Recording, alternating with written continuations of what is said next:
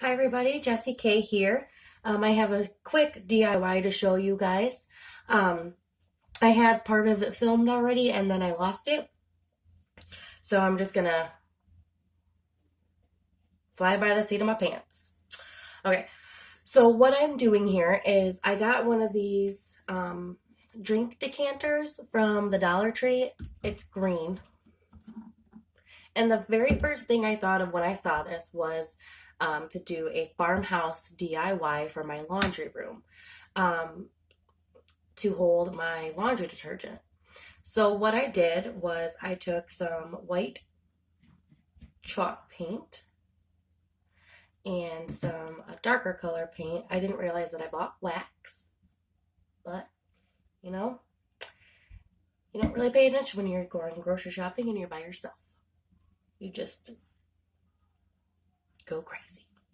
So what I did was I put 2 coats of paint here on the decanter, and then I also mixed the paint together. I'm gonna have to do another coat, and I painted I don't even know what you call this, the spout.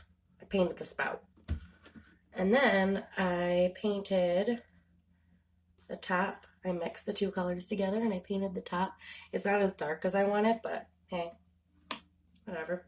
So what I'm going to do is I'm going to do a few more coats on this and it'll be done.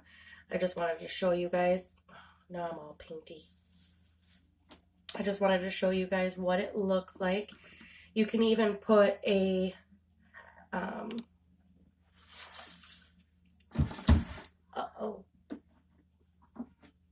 oops. You could even put a sticker on this that says laundry detergent or something like that, like one of those chalkboard stickers.